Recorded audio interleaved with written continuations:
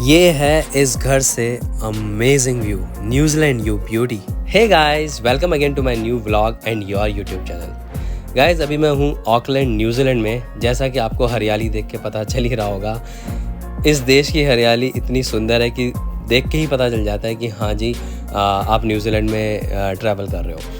तो गाइस, ये कोई ट्रैवल व्लॉग नहीं होने वाला।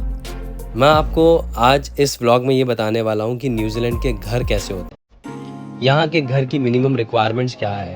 अगर आप 5 से 6 करोड़ रुपए का घर खरीदते हो, ऑब्वियसली इंडियन रुपीस में 5 से 6 करोड़ रुपए का घर खरीदते हो, तो वो घर कैसा होगा, उसकी बेसिक रिक्वायरमेंट्स क्या क्या होगी। अगर आप फर्स्ट होम बायर हो और प्रॉपर्टी खरीदना चाहते हो, तो उसमें आपको कितना % डिपॉजिट देना पड़ता है। साथ ही साथ अगर आप स्टूडेंट वीज़ा या वर्क वीज़ा पे हो, तो आप घर खरीद सकते हो या नहीं, और अगर खरीद सकते हो तो उसके बाद आपको न्यूजीलैंड की परमानेंट रेजिडेंसी मिलेगी या नहीं। इन्वेस्टमेंट प्रॉपर्टीज़ पे आपको कितना % डिपॉजिट देना पड़ता है। साथ ही साथ न्यूजीलैंड की मिनिमम इंटरेस्ट रेट अभी क्या चल रही है। इन सब सवालों के जवाब मैं आपको इस क्विक वीडियो में देने वाला हूँ। मैं अभी जिस घर पे जा रहा हूँ वो एक सी व्यू घर है और बहुत ही शानदार प्रॉपर्टी है। तो मैं आपको दिखाऊंगा कि किस तरह से न्यूजीलैंड के घर बने हुए होते हैं, क्या क्या बेसिक रिक्वायरमेंट्स होती है, क्या क्या आपको उस घर में मिलता है, एक 5 से 6 करोड़ का घर किस तरह का होता है।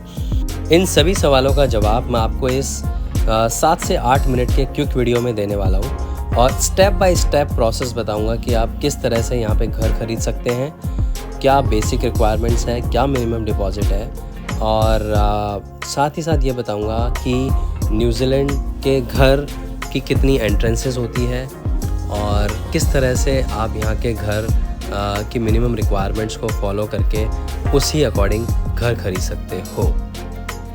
लेकिन उससे पहले अगर आप चैनल पे नए हैं या आपने चैनल सब्सक्राइब नहीं किया है, तो इसी प्रकार के इंफॉर्मेटिव ट्रैवल वीडियोस देखने के लिए चैनल को सब्सक्राइब करें और वीडियो को अपने फ्रेंड्स एंड फैमिली के साथ शेयर करें।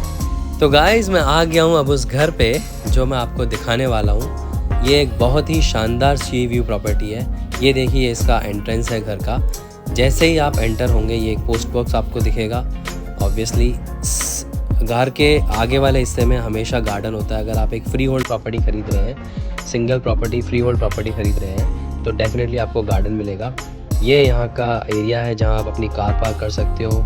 ये गैरेज है, प्रॉपर गैरेज बनाया हुआ है, जिससे कि आप नीचे शेड बनाया हुआ है, वहाँ आप कार पार्क कर सकते हो। ये इन्होंने एक नीचे का एरिया दिया हुआ है। लुक्स लाइक ये नीचे का एरिया इन्होंने लिविंग एरिया में कन्वर्ट किया हुआ है। ये एक बेसमेंट है, ये बेड दिया हुआ है, सामने ये सोफ़ा लगाया हुआ है, और यहाँ से एक ये शानदार व्यू आप एंजॉय कर सकते हो। जो मैं आपको बोल ही रहा था कि ये एक सी व्यू घर है, सामने समुद्र है, वो मैं भी आपको ऊपर चल के दिखाने वाला हूँ। ये इन्होंने एक छोटा सा सोफ़ा और एक एरिया बनाया हुआ है जहाँ से आप बाकी एक्टिविटीज़ कर सकते हो। ये अपन इससे बाहर चलते हैं, मैं ले जाता हूँ आपको ऊपर। तो जैसे आप ऊपर जाओगे, ये इनका मेन एंट्रेंस है, इस घर का मेन एंट्रेंस है, और आप देख सकते हैं कितना सुंदर व्यू यहाँ से है। इन्होंने चारों तरफ पेड़ पौधे लगाए हुए हैं और वो शानदार नज़ारा आपके सामने देखते ही बनता है। गाइस, मैं आपको बता दूँ, ये एक 3 बेडरूम प्रॉपर्टी है जो कि बहुत ही सुंदर बनी हुई है, और ये इस घर का मेन एंट्रेंस है। जैसे ही मैं अंदर आया, ये टीवी लगा हुआ है। ये एक लिविंग एरिया है। लिविंग एरिया में मैं आपको चारों तरफ से लिविंग एरिया दिखाऊंगा। अभी मैं पूरा प्रॉपर दिखाऊंगा, जस्ट अंदर आया हूँ अभी। तो ये यहाँ से व्यू है। साइड में आप देखेंगे तो ये इन्होंने एक डाइनिंग टेबल यहाँ बनाया हुआ है। डाइनिंग टेबल के पास ही किचन है। ऑब्वियसली हमेशा इसी तरह से घर बना हुआ होता है, ओपन प्लान किचन बोलते हैं इसको। और घर की बेसिक रिक्वायरमेंट होती है कि यहाँ पे अवन, डिश वॉशर डेफिनेटली होना ही चाहिए।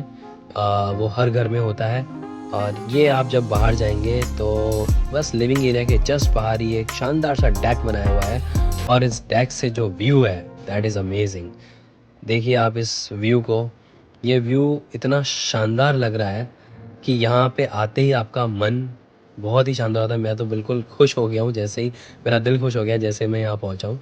ये नीचे स्पा दिया हुआ है, आप स्पा एंजॉय कर सकते हो नीचे जाके। और ये साइड में पूरी हरियाली है सामने, और वो देखिए सामने आइलैंड है। ये आइलैंड है, सी आप देख ही सकते हैं, और चारों तरफ हरियाली। एक बहुत ही सुंदर घर आप खरीद सकते हो 5 से 6 करोड़ रुपए के अंदर। ये न्यूजीलैंड का एक 5 से 6 करोड़ रुपए के घर की बेसिक रिक्वायरमेंट है।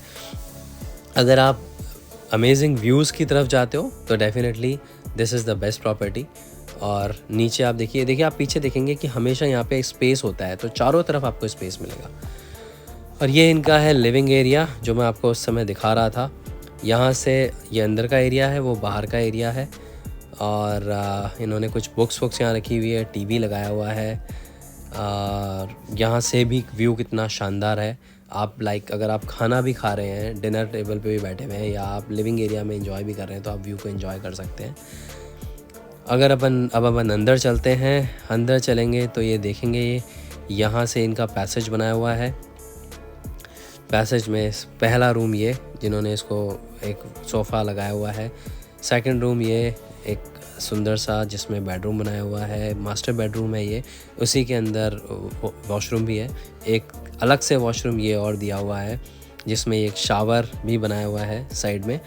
तो इस तरह से ये बेसिक रिक्वायरमेंट होती है किसी भी घर की। अगर अपन अब इधर चलते हैं तो पीछे का एरिया ये मैं आपको खोल के दिखाता हूँ। ये पीछे से भी एंट्रेंस है इसका, जहाँ से मैं अभी स्टार्टिंग में आया था वहाँ से ये इसका एंट्रेंस है। और ये देखिए आप पीछे का व्यू भी कितना शानदार है। तो इस तरह से इनको चारों तरफ स्पेस देना पड़ता है, ये मिनिमम रिक्वायरमेंट है। तो गाइज़ अगर आपको न्यूजीलैंड में घर ख़रीदना है, तो अगर आप फर्स्ट होम बायर हो तो आपको मिनिमम 10% डिपॉजिट देना होगा। फॉर एग्जांपल 6 करोड़ का घर है तो आपको 60 लाख रुपए देने पड़ेंगे। सिमिलरली अगर आप स्टूडेंट वीज़ा या वर्क वीज़ा पे हैं, तो स्टूडेंट वीज़ा या वर्क वीज़ा पे आप यहाँ घर नहीं खरीद सकते हैं, तो परमानेंट रेजिडेंसी की बात तो भूल ही जाइए। ये यहाँ की बेसिक रिक्वायरमेंट है। ये वो एरिया है जहाँ से मैं घुसा था। और सामने आप देख सकते हैं वो मेन रोड है, यहाँ से भी व्यू कितना शानदार है। अगर आप इन्वेस्टमेंट प्रॉपर्टी खरीद रहे हैं तो इन्वेस्टमेंट प्रॉपर्टी पे आपको मिनिमम डिपॉजिट देना होगा 30 to 35%। साथ ही साथ इट कैन बी 20-25%, लेकिन वो डिपेंड करेगा आपकी इक्विटी पे। अगर आपकी इक्विटी अच्छी है तो आपको 20-25% पे भी घर मिल जाएगा। ये वही पीछे का एरिया जो मैं आपको अभी दिखा रहा था। तो गाइज़ ये बेसिक रिक्वायरमेंट्स होती है न्यूजीलैंड में किसी भी घर को ख़रीदने की, और आप न्यूजीलैंड में घर इस तरह से खरीद सकते हैं। Thanks for watching guys. Please do subscribe the channel and share the video with your friends and family. And yes, press the bell icon.